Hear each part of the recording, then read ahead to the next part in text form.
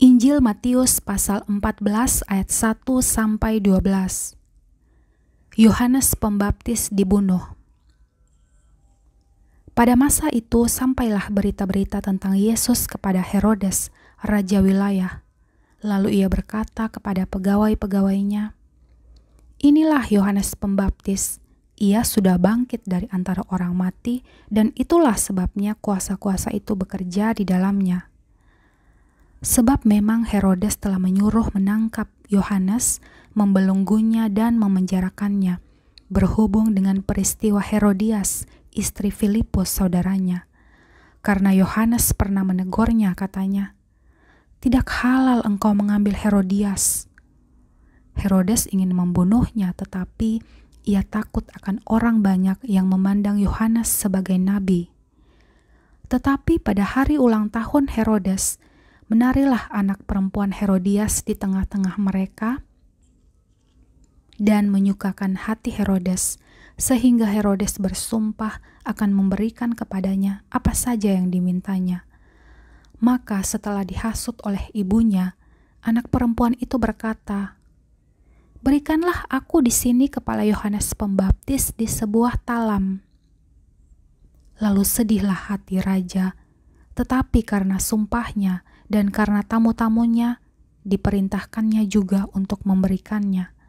Disuruhnya memenggal kepala Yohanes di penjara, dan kepala Yohanes itu pun dibawa orang di sebuah talam, lalu diberikan kepada gadis itu dan ia membawanya kepada ibunya. Kemudian datanglah murid-murid Yohanes Pembaptis mengambil mayatnya dan menguburkannya. Lalu pergilah mereka memberitahukannya kepada Yesus.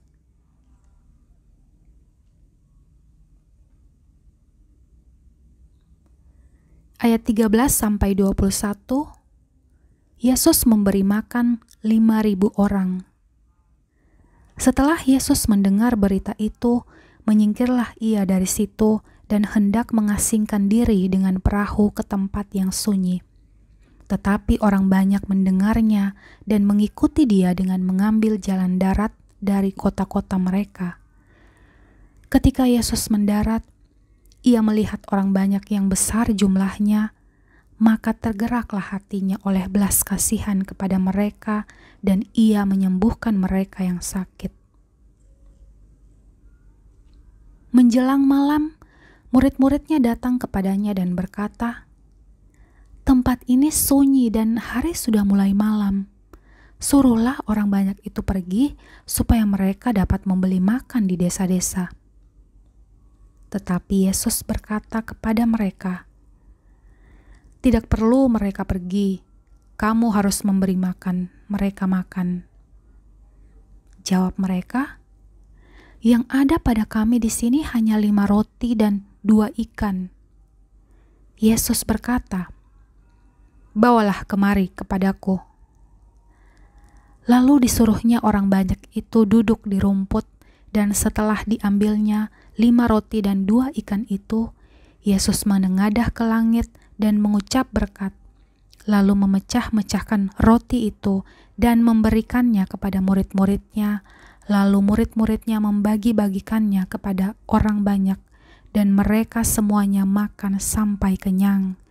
Kemudian orang mengumpulkan potongan-potongan roti yang sisa, 12 bakul penuh.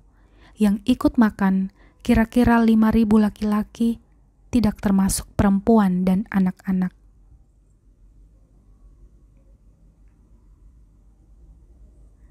Ayat 22-33. Yesus berjalan di atas air. Sesudah itu Yesus segera memerintahkan murid-muridnya naik ke perahu dan mendahuluinya ke seberang. Sementara itu ia menyuruh orang banyak pulang. Dan setelah orang banyak itu disuruhnya pulang, Yesus naik ke atas bukit untuk berdoa seorang diri. Ketika hari sudah malam, ia sendirian di situ. Perahu murid-muridnya sudah beberapa mil jauhnya dari pantai dan diombang-ambingkan gelombang karena angin sakal. Kira-kira jam 3 malam, datanglah Yesus kepada mereka berjalan di atas air. Ketika murid-muridnya melihat dia berjalan di atas air, mereka terkejut dan berseru, "Itu hantu!" Lalu berteriak-teriak karena takut. Tetapi segera Yesus berkata kepada mereka, "Tenanglah, aku ini, jangan takut." Lalu Petrus berseru dan menjawab dia, "Tuhan, apabila Engkau itu, suruhlah aku datang kepadamu berjalan di atas air." Kata Yesus, "Datanglah." Maka Petrus turun dari perahu dan berjalan di atas air mendapatkan Yesus. Tetapi ketika dirasanya tiupan angin, takutlah ia dan mulai tenggelam lalu berteriak, "Tuhan, tolonglah aku." Segera Yesus mengulurkan tangannya, memegang dia dan berkata, "Hai orang yang kurang percaya, mengapa engkau bimbang?" Lalu mereka naik ke perahu dan angin pun redalah.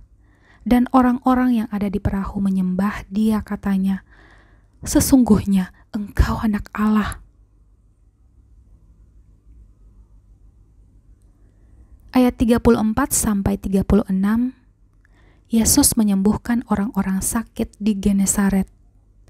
Setibanya di seberang, mereka mendarat di Genesaret. Ketika Yesus dikenal oleh orang-orang di tempat itu, mereka memberitahukannya ke seluruh daerah itu, maka semua orang yang sakit dibawa kepadanya.